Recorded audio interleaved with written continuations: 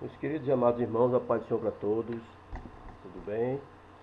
Desculpe aí por ontem, além da internet estava terrível, ainda teve a queda de energia que só veio chegar tarde e não deu para fazermos a nossa aula ontem.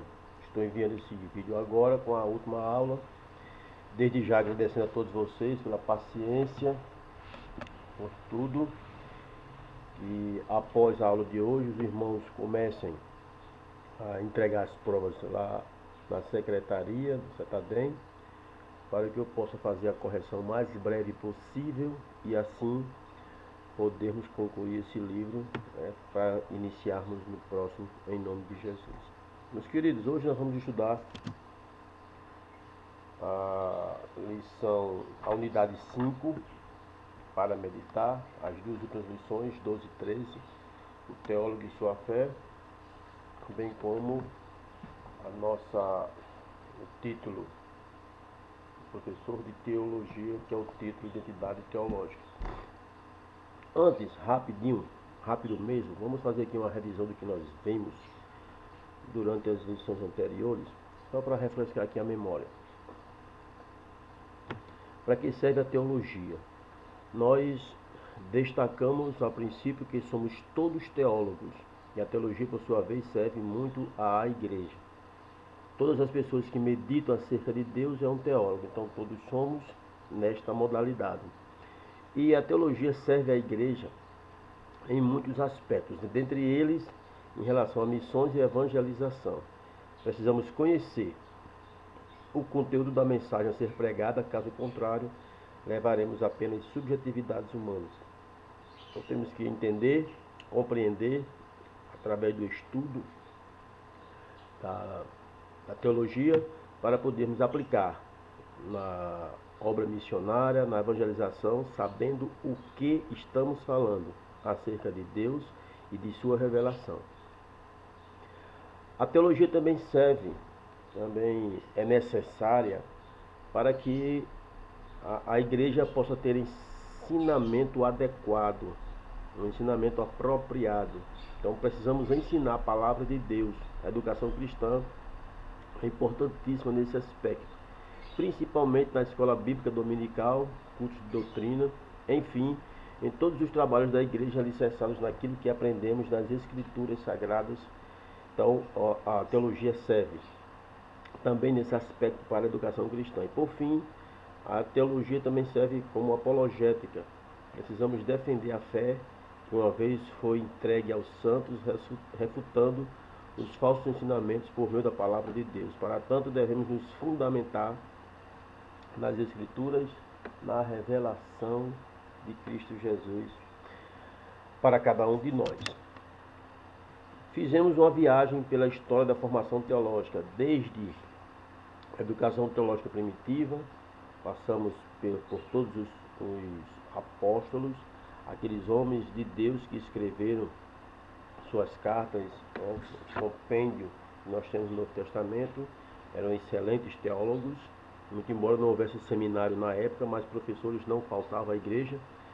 Passamos pelo ensino teológico na Idade Média, entramos no período da Reforma Protestante até chegarmos na Idade Contemporânea, tanto na Inglaterra como no século de Pentecostes brasileiro, aí dando ênfase às escolas teológicas que foram pioneiras no Brasil.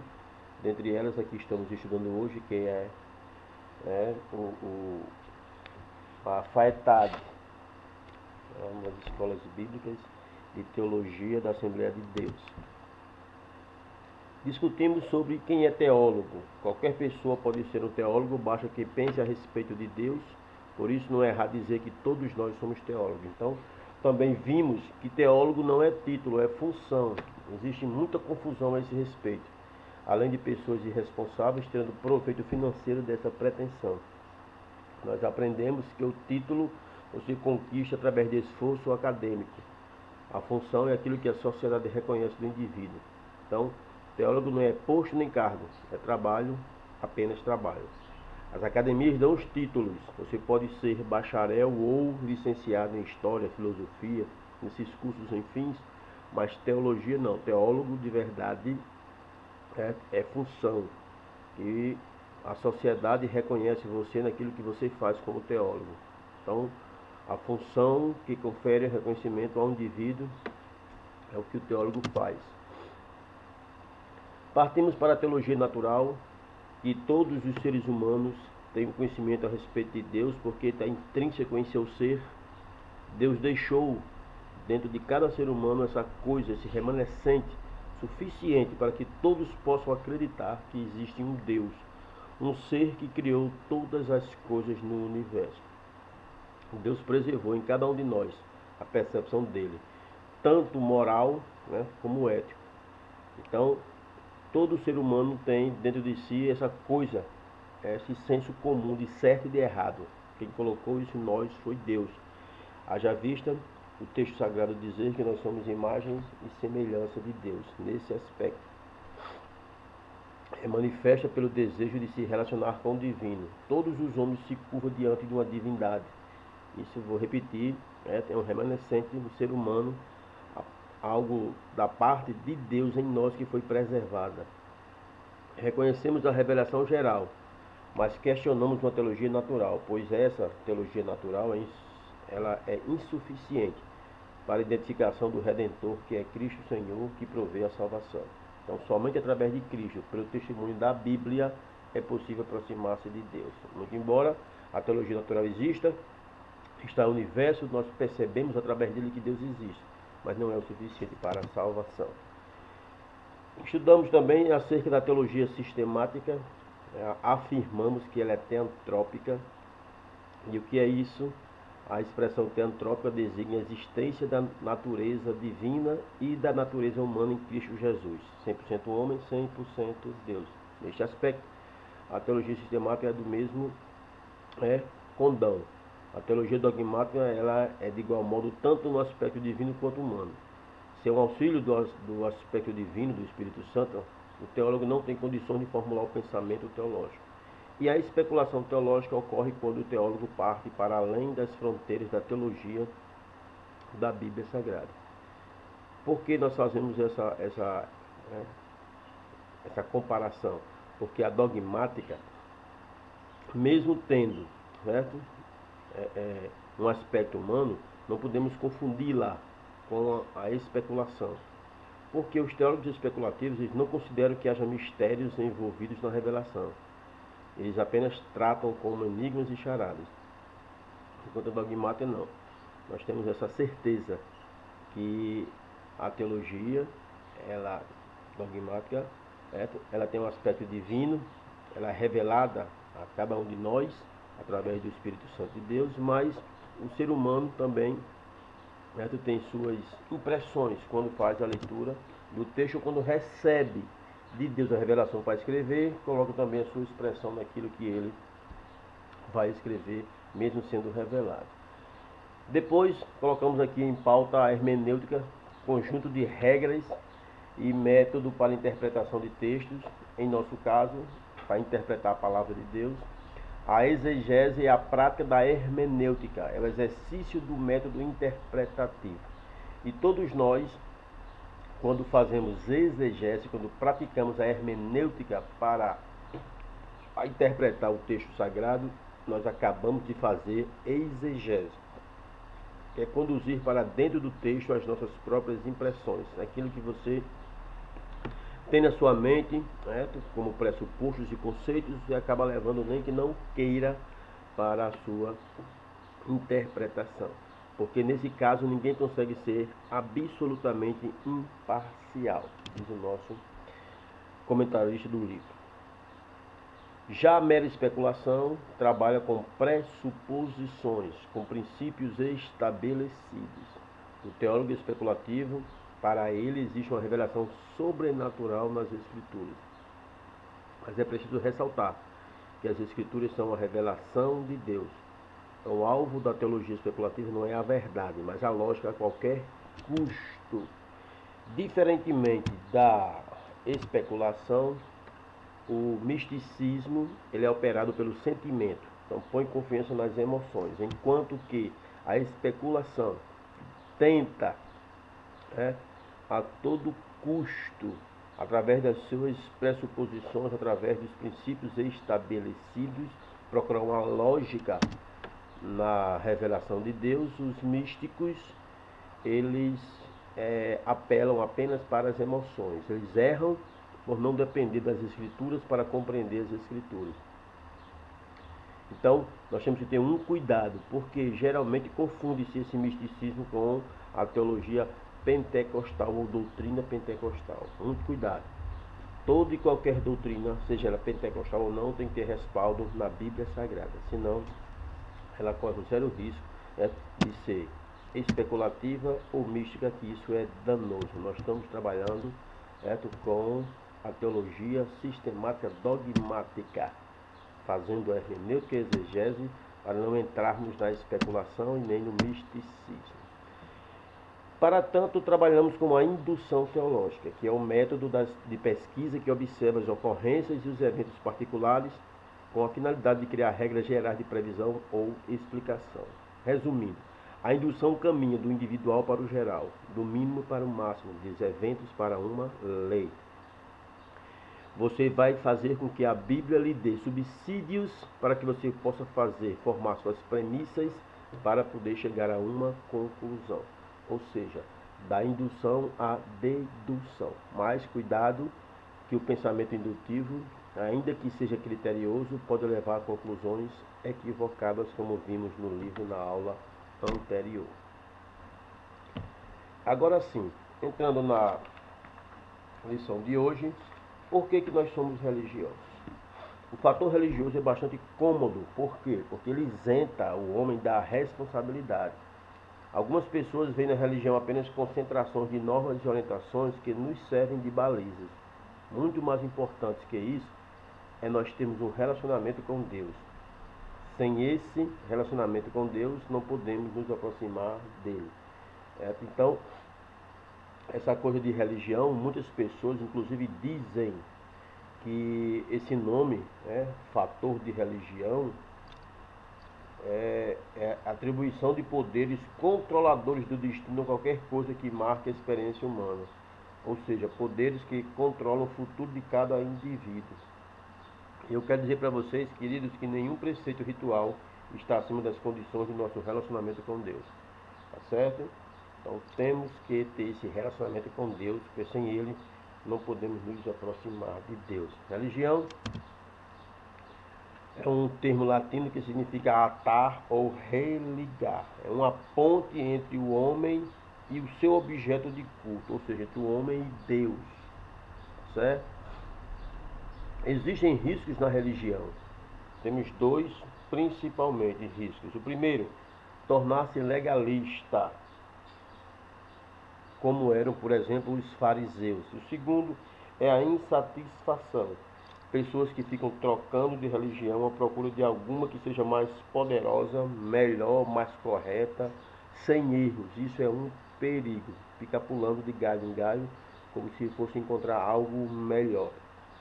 Muito preocupante esses riscos que existem na religião. Nenhuma religião pode salvar ninguém. Quem salva o ser humano da sua condição de pecador de morte eterna é Cristo Jesus, o nosso Salvador. Temos que ter esse cuidado. Quando se fala em religião, remonta-se aos templos, às igrejas, essa coisa de institucionalizar. Isso, meus queridos irmãos, vamos ter um cuidado. Lembre-se de que teologia é mais do que estudo, é o conhecimento de Deus. Você não vai estudar teologia porque está dentro de uma religião, tá certo? Você não vai estudar teologia porque você faz parte de uma igreja. O ser humano, ele é religioso por natureza, mas se faz necessário se relacionar com Deus. É arriscado cair em uma teologia sem cruz e sem Cristo. Por quê? Porque torna-se uma pessoa sem vida. E a religião sem vida mata as pessoas, coloca a verdade contra o amor.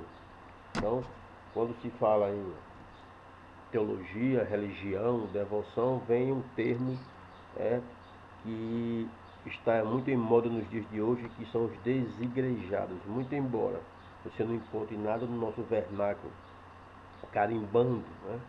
Ou dando aquilatando um valor a esse termo, mas já existe uma realidade de muitas pessoas que, no afã de querer fazer os seus desejos, os seus impulsos prevalecerem, fala que igreja somos nós, que não precisamos de templos para adorar a Deus. Claro, nós não vamos ser extremistas. Por exemplo, o Cipriano, lá de Cartago, ele dizia que fora da igreja não há salvação. Isso é extremismo. Agora, ninguém pode ter a Deus como pai se não tiver a igreja como mãe. Sem radicalismo, sem radicalismo, né? O lugar de salvo é na casa do pai. E o lugar do filho obediente é junto à mãe. Então, nós temos que bem entender que nós não somos igreja porque estamos em uma igreja. Nós somos igrejas independente de templo, de religião, de qualquer coisa, mas temos que entender que essa coisa de denominação, de igreja, de templos, né, essa coisa institucional, ela se faz necessária para que haja comunhão dos santos, para que haja koinonia. Isso voltado para o credo dos apóstolos, tá certo? Essa coisa de companheirismo. Como pode cada pessoa ser uma ilha isolada, sem ter contato com outras e se dizer igreja? Não tem como. Como é que nós podemos dizer que somos igreja baseada no sentimento da igreja primitiva, quando se lá tinha partir do pão em comunidade? Lá se tudo era em comum. Como se falar nisso sem ter uma congregação, um local onde você possa se reunir? Então, onde pesa os desigrejados com suas teorias. Infelizmente, diz o texto sagrado de Atos dos Apóstolos, no capítulo 2, versos 42 em diante, que eles perseveravam na doutrina dos apóstolos, na comunhão, no partir do pão e nas orações. Em cada alma havia temor e muitos prodígios e sinais eram feitos por intermédio dos apóstolos. Todos os que creram estavam juntos e tinham tudo em comum. Estavam juntos, não estavam separados, cada um nas suas casas, não. E o escritor aos Hebreus, no capítulo 10, verso 25, ele diz: não deixamos de nos congregar, como é costume de alguns. Antes façamos admoestações, e tanto mais quanto vedes que o dia se aproxima. Então, quem se agrega ao noivo não pode deixar de congregar com a noiva. Por isso que nós somos igreja neste aspecto. Somos religiosos porque precisamos de Deus e igreja porque somos um corpo.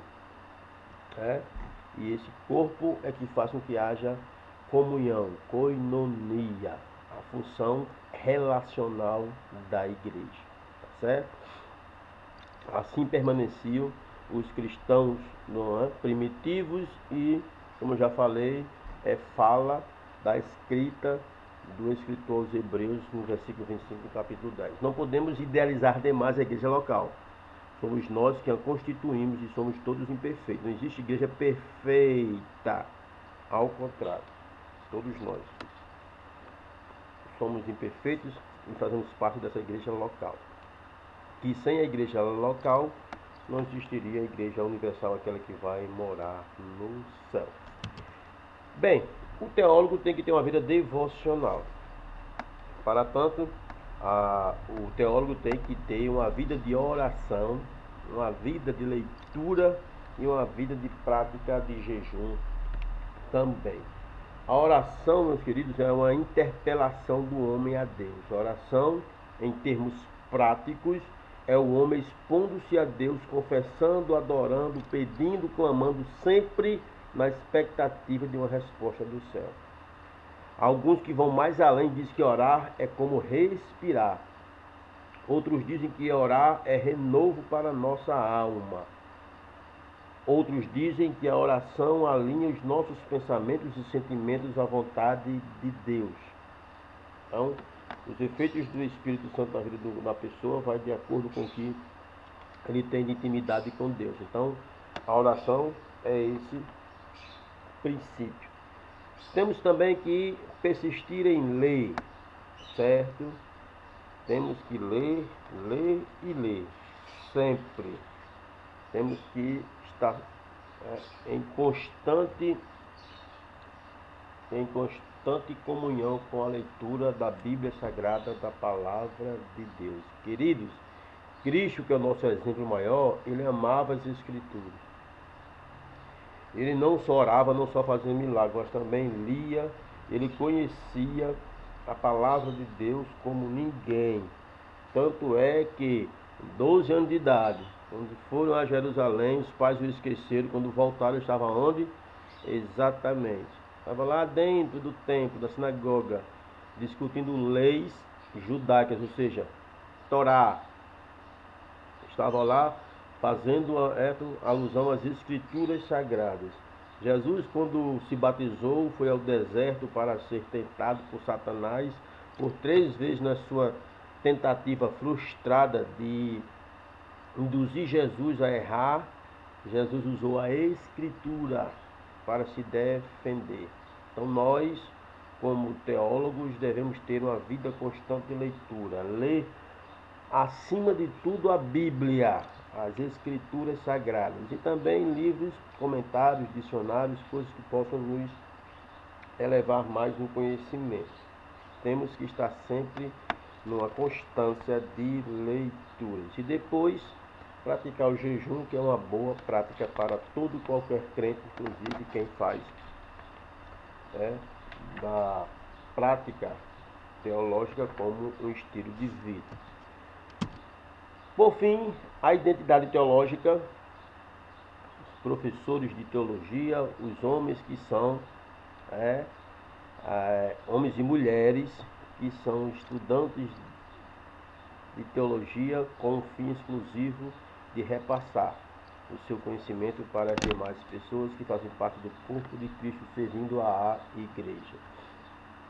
A identidade teológica é importante, é a partir dela que pode ser reconhecido como teólogo de resultados ou um teólogo relevante.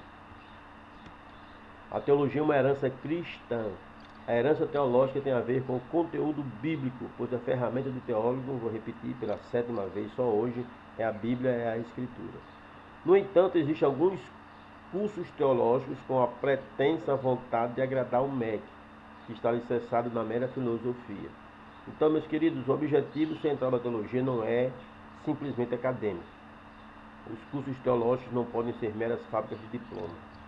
Tem que ser algo que sirva à igreja. Não estou dizendo que você não deve fazer um curso reconhecido pelo MEC, ao contrário. Mas se você quer mesmo um diploma reconhecido pelo MEC, faça qualquer outro curso. Vá lá para as filosofias, sociologias, direito, história, geografia. Mas teologia, meus irmãos, ela deve ser confessional. Isso mesmo. Nós temos que estudar teologia para servir a igreja. Quando você vai atrás de diplomas aí, querendo agradar seu ego e ir ao MEC, você vai estudar tanta baboseira que você não tem ideia. Então, validar a teologia pela chancela estatal é rebaixar a rainha das ciências, a teologia, à condição de súdita. E isso é pernicial demais para a igreja.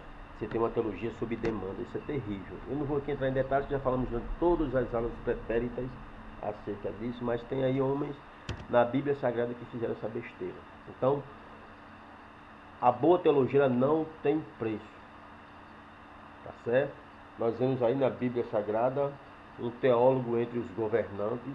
É só você ir para a Bíblia Sagrada que você vai ver em 2 Crônicas, é o texto que nós colocamos aqui para a leitura. No capítulo 18, existe uma aliança entre Josafá e Acabe. E o Josafá disse ao rei que consultasse a palavra do Senhor. E o rei de Israel juntou os profetas, 400 homens, e fez a pergunta que se podia ir à guerra ou deixar de ir à guerra. Eles disseram: sobe, porque Deus a dará nas mãos do rei. Porém, o Josafá, que tinha aliança com Acabe, disse assim: não há ainda aqui profeta algum do Senhor para que consultemos? Então Acabe disse assim: tem um homem aqui que podemos consultar o Senhor, porém eu aborreço, porque nunca profetiza de mim bem, senão sempre mal. Então, é prova viva de que a boa teologia não tem preço. Homens e mulheres, teólogos, mesmo entre os governantes, que não se rebaixavam a tal título. Cuidado com os enganadores. Isso mesmo. Quando Paulo escreve a sua segunda carta a Timóteo, seu filho na fé, Paulo faz essa advertência, pedindo a Timóteo que tivesse muito cuidado. Mas cuidado com o quê? Cuidado com os enganadores. Isso mesmo. No capítulo 2 de 2 Timóteo, Paulo escreve, no versículo 4, dizendo assim para seu jovem filho na fé: ninguém que milita se embaraça com o negócio desta vida, vinde agradar aquele que alistou para a guerra. Tá certo? Então, temos que ter esse cuidado. Como bom soldado de Cristo Jesus, temos que sofrer as aflições e temos que estar atento, para não cairmos em descrédito junto às demais pessoas e à igreja. Não troque o manto profético pela toga imperial. Aqui já é outra pessoa que fez essa besteira na narrativa bíblica, que foi Balaão, né? Que foi contratado por Balaque a fim de profetizar coisas ruins, amaldiçoar o povo de Deus. Queridos, essas coisas de querer para si um profeta, um homem que conhece as Escrituras e a Deus com especial condão de ser profeta do mal, ou o profeta, como diz aqui o nosso comentarista, certo? Enganador. Não faça isso. Tenha cuidado. Não troque o manto profético pela toga imperial. Vamos ter esse cuidado, porque existe hoje, meus queridos, uma teologia sob demanda para todo tipo quanto é gosto, tá certo? Essa coisa de você, como diz aqui o Slader, o Balaão teologizava sob encomenda, torcendo as escrituras para agradar seus ouvintes a fim de oferir lucro. Era um desses teólogos que vende maldições ao invés de bênçãos. A ganância de Balaão falou muito alto, recebeu propina para desviar o povo de Israel do caminho. Então a teologia deve nascer de um amor sincero e sacrificial pelo Senhor e a sua igreja. Sempre. O apóstolo Paulo, ele, escrevendo 1 Coríntios 13, versículo 12 e 13, diz assim: porque agora vemos por espelho enigma, mas então veremos face a face. Agora conheço em parte, mas então conhecerei como também sou conhecido. Agora, pois, permanece a fé, a esperança e o amor. Entre os três, mas o maior destes é o amor. Encerro a aula de hoje, meus queridos, com a conclusão do nosso querido Gunnar Berg. Ele diz assim, frase dele: eu gostaria de dedicar a você, amado leitor, palavras comoventes e impactantes. Agora, o meu desejo é tocar-lhe o coração com uma última poderosa frase de efeito, uma que você não pudesse esquecer. No entanto, o discurso me abandona. Opto então por interceder em seu favor, para que o Espírito Santo de Deus lhe dê a sua própria identidade. Seja você um homem ou mulher de Deus, que trabalha com as Escrituras a fim de agradar ao Senhor da Seara, à sua igreja e a todos os seus participantes. Porque teólogo, ele é servo de Deus e ele serve à igreja. Teólogo não é título, teólogo é função. Temos que ser reconhecidos por aquilo que nós fazemos, por aquilo que nós desempenhamos no corpo de Cristo. Meus amados irmãos, se Jesus não voltar, nos encontraremos breve em mais uma matéria do nosso CETADEM. Aos formandos desse curso avançado, provavelmente não nos encontraremos na turma do avançado, Deus guarde e proteja cada um de vocês em nome de Jesus. E vou repetir: leia o livro, responda o questionário e faça as avaliações. Entregue o mais rápido possível, de preferência essa semana agora que vamos entrar, para que possamos fazer a correção, colocar as notas, para que vocês comecem logo no próximo livro. Obrigado a todos pela paciência, pela compreensão, a paz do Senhor e até breve em nome de Jesus.